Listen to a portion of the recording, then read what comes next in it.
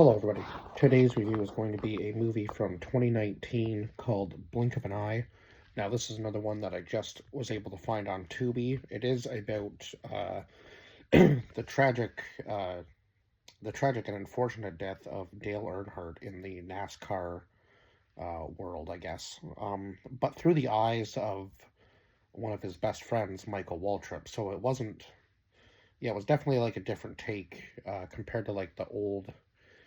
Oh, I can't remember the name of the movie, but um, yeah, there was a movie about Dale Earnhardt a long time ago, and I can't remember exactly what it was called, but it kind of like it was like more like a Hollywood movie, kind of like showing his life, and like I don't know, they kind of maybe glorified it a little bit in that film because they showed a lot of like visions that he was having and so on and so forth, and I don't really know if any of that's actually true. I don't think we'll ever know really. But yeah, this had quite a few people in it, for obviously from the NASCAR world and a lot of racers. But I'm surprised that there wasn't maybe more interviews with some racers that were maybe younger then or up and comers that would have been around Dale Earnhardt. But yeah, maybe it was just the Waltrips that really were the ones that were close to him, and obviously his son. And I know that there were lots of like family, friends, and so on and so forth. Now I know that I believe Austin, is it Austin Dillon, that was a family friend that now runs the number three. Um, so yeah, just the impact he had on the sport uh, for the time he was in it, it was pretty incredible. And he still has a huge impact on it today. Obviously, the family is still super involved in racing. Now I know even Earnhardt Jr. is retired now, so it seems kind of crazy that we've come that far because his his passing was in 2001. So what's that? 10 years would have been 2011. So yeah, 25 years. 25 years ago. That seems crazy to even think that it was that long ago, but yeah, it was. um, so yeah, in this film we had Michael Waltrip, Darrell Waltrip, Richard Petty, uh, who's basically like known as the king of racing. So yeah, a lot of big names in this movie. Richard Childress, who I believe, now I guess he was racing. He was also racing with Dale that day. Now I'm not sure if he was the one that was in the accident with him or not, or whether he was just racing with him that day and unfortunately was just another one of those ones that was close to Dale that they decided to put in the movie. And obviously Dale Earnhardt Jr., his son, is in the movie, and yeah, there was a lot of footage of Dale Earnhardt too as well throughout the film. Probably some stuff we've definitely never seen before, like when he decided to take on Michael Waltrip onto his team and so on and so forth. So, uh, yeah, I did give this movie a 10 out of 10. I think it is very deserving of that. Just seeing, like the life of Dale Earnhardt through somebody else's eyes. And obviously, we were following Michael Waltrip's story as well, like where he came from and so on and so forth, and like his life and slowly progressing into racing, following his brother's footsteps, sort of thing, even though it might not have been easy for the family, I guess the first time when Darrell was in it, Michael still wanted to follow that same path. And of course, his brother kind of tried to fight tooth and nail to say, maybe don't do that. It was hard enough for me to even get into racing, and the family had a hard time with it.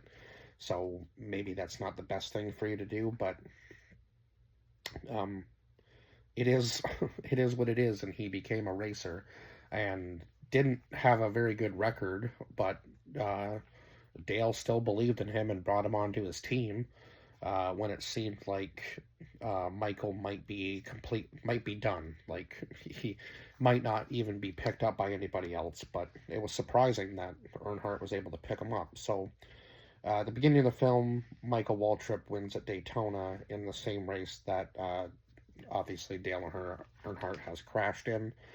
And of course, his big moment ended up kind of being uh, not what he wanted, obviously, because he's up there in victory lane, and then all of a sudden, it's like it's like here's this news that you have to receive all of a sudden that you know his I think it was his one of his teammates that came up and said, I just saw Dale and it doesn't look like he's in good condition. And of course, that's not what you want to hear when you're expecting, the man who just brought you on to be coming up and celebrating with you, right? So again, like I said, Michael did follow in the footsteps of his brother. Now, Daryl is 16 years older than Michael, so that's kind of crazy already. So by the time Michael was born, Daryl would have already been much into racing at that point. Now, he wouldn't have been doing anything like big, but he would have been at least, doing maybe the sprint cars and the go-karts, I guess, would have been the popular thing back then. And that's eventually the same path that Michael followed. He went into the go-karts and then went on to the stock cars, and eventually he started racing with Richard Petty and a whole bunch of those other guys, right? And, started racing with Dale Earnhardt as well, and he's racing his older brother. So we do meet Richard Petty briefly in this film, and he talks a little bit about, his time with Michael and racing Dale and a whole bunch of other stuff. And he has 200 NASCAR Cup wins. He's a 7-time Daytona 500 winner and a 7-time NASCAR champion. So, yeah, to say that Richard Petty is the king of NASCAR is kind of hard to deny, because I don't think anybody's even come close to that sort of record. Now, of course, and even back then, I think it would have been the safety of the cars wasn't the same, right? So it was a different kind of racing back then, and some of it was even on dirt and sand and so on and so forth. Before they had the pavement, they were racing in some pretty rough conditions. So to have that kind of record there is pretty incredible. So eventually, Michael gets a job at Petty Enterprises, which is Richard Petty's shop. So yeah, Michael kind of so then he begins racing cup cars with his brother, because Petty. With his brother Petty and Earnhardt, because Petty said, if you want to be a cup racer, you're going to have to just start racing cup cars, because if you start out in the small game, you're going to have to kind of work your way up, and it's going to be harder for you to learn each car each time you move up. So, yeah, so obviously Michael, being younger, takes Richard Petty's advice and just moves up to cup cars, right? Because he thought he was going to have to race in a little bit of the underleague, but that wasn't necessarily the case. So we do meet, then we meet Richard Childress, who was the owner of Richard Childress Racing, and so Richard Childress was part of Richard Childress Racing and the owner of Dale Earnhardt's car. So there we go. That's who Richard Childress was. And then we also meet Buffy Hawthorne, who was Michael's wife from 1993 to 2010. And she was there when he had won in Daytona in 2001. And that was pretty crazy, because at that point, Michael had maybe had some good finishes in the top 10. Not saying he was necessarily doing bad, but he had never won. He'd never been in first in a race. So he was 0-462 before he even won in the Daytona. Before he even won the Daytona 500. So it took him all that time of him racing in the Cup Series to even win a race, which seems crazy, because you would think with a record like that most companies wouldn't even take you on. But when Dale brought him on, they were like, do you think we'll even be able to get him to race for us? So they obviously saw the potential in him, because he wasn't a bad racer. He was doing good, but it wasn't like he was ever in victory lane is what they call it. So yeah, kind of crazy, because you'd be getting points, you might be in the playoffs, but yeah, you're never winning a race, which seems absolutely insane after 462 races to never win a race. But Michael ended up having a horrible accident where he hit between the guardrail and the cement barrier, and pretty much like tore his car completely apart. And it was crazy. Yeah, even though all the damage to his car, he was still sitting there and he was still completely fine. Um, he might have had some bumps and bruises, but surprisingly, he wasn't like seriously injured, which is crazy because watching that crash on there, I was like, oh my god, like how did he make it out of there even alive? It seems like that's a miracle right there. Watching that happen. Uh, so yeah, he had that horrible accident, and then we meet Dale Earnhardt Jr., who was a two-time Daytona 500 winner and NASCAR's most popular driver from 2003 to 2017, which makes sense because obviously he's going to be carrying on his father's legacy, and I know he probably won more races than just the Daytona 500, but those, I guess, were maybe his biggest ones, so that's why they wrote that down. So yeah, then we go to so Dale and Michael had a pretty good friendship for a large amount of time before Dale finally said, we need a third racer, and we need him to be in the Cup Series. Now I believe his son was already on his team with him, right? But a lot of teams have like, how can I explain this? Like a lot of teams have like 3 or 4 cars, so you'll have like your partners who will be racing with you, and obviously you're still trying to race against your teammate as well, but you're also trying to help them. It's kind of hard to explain because if you're not a fan of NASCAR, you might not completely understand it. But yeah, there's like teams can own like several cars at a time, so sometimes they have to split it up where obviously you're going to have like maybe 5 or 6 people on your team, but each team can only be a team of 2, if that makes sense. It's very odd and hard to explain, but yeah, that's kind of how it works. So um uh so yeah, Dale Earnhardt then signs on Michael with his uh team for the Cup racing, and then we meet Brooke Hondros, who was the lead publicist for Dale Earnhardt Incorporated. So she was kind of trying to help Michael along.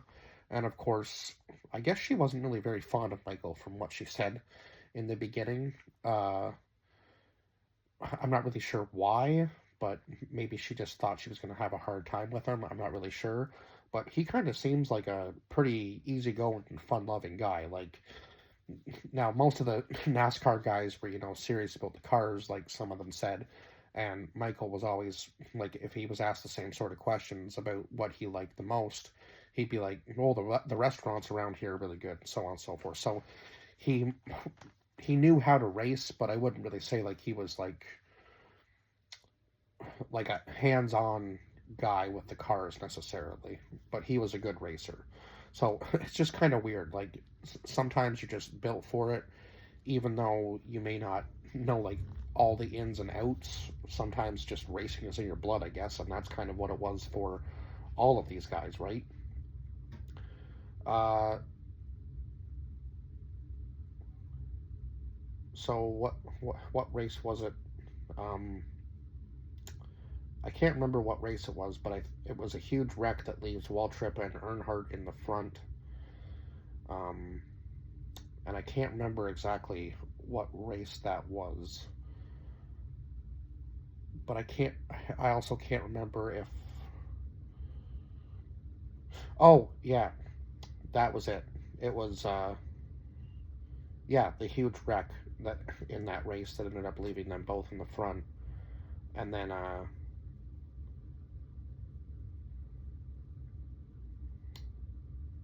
yeah, that was the race that he.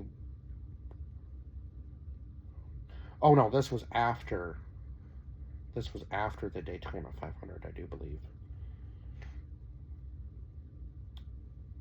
I think, because I think in that same race, Waltrip ends up going back to the very end, right? And then he pushes Earnhardt across the line. Yeah, that was it. Okay. I don't think I missed anything else there, did I? No. Okay, so yeah, that was right. So this was after the Daytona 500. I believe it was a couple races after. It was the Pepsi. Was it the Pepsi 400? Yeah, I do believe so.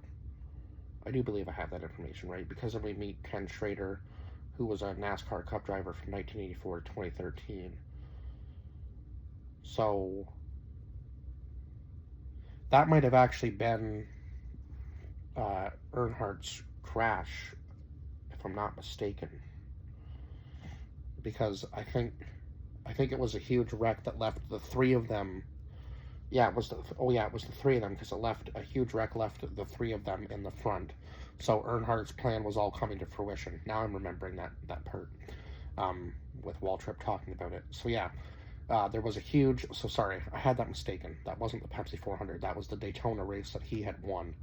So yeah, it leaves him and the Earnhardt's in front, and then of course in the very last lap, he hears that there's somebody wrecking behind him when he wins the Daytona 500, and of course then he has to go into victory lane, and when they're doing the interviews with him afterwards, they have to shut it down early, and then of course Earnhardt Jr. said that he had spent about half an hour in the hospital before they finally came out and said, your father's passed away. So but they did hold a memorial for him at the DEI headquarters on February 19th, 2001, so everybody could come and pay their respects, fans, racers, whatever.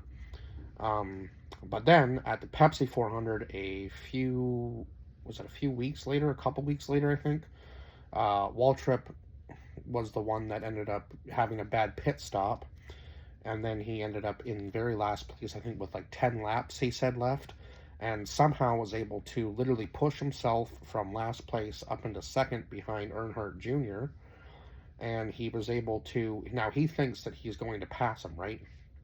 But then when the opportunity arose, he never passed Junior. He pushed him past the line to let him win the Pepsi 400. And I think that was the honorable thing to do for Waltrip anyway. Now, would Earnhardt Jr. have been mad if Waltrip won that race? I don't think so at all. I think they both would have been happy. But I think Waltrip did the right thing by letting Junior win, because the crowd was just like in a complete uproar that entire race. And yeah, just crazy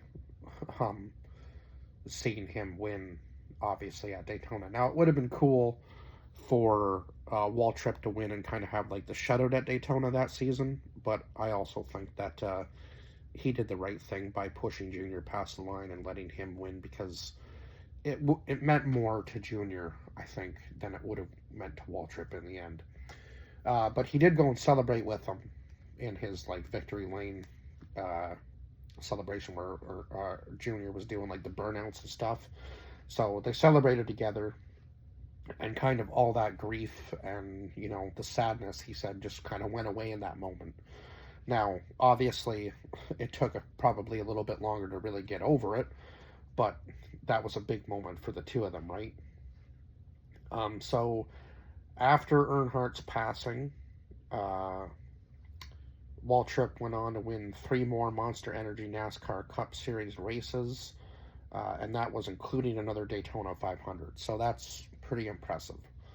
So yeah, I guess in the end, it might not have been a huge amount of wins for Waltrip, but Dale believed in him enough that he could be in victory lane at least a few times. So yeah, I guess you could say that Waltrip didn't have maybe the craziest career, but he had a pretty good career. And when Earnhardt brought him on, it seems that his career picked up even a little bit more.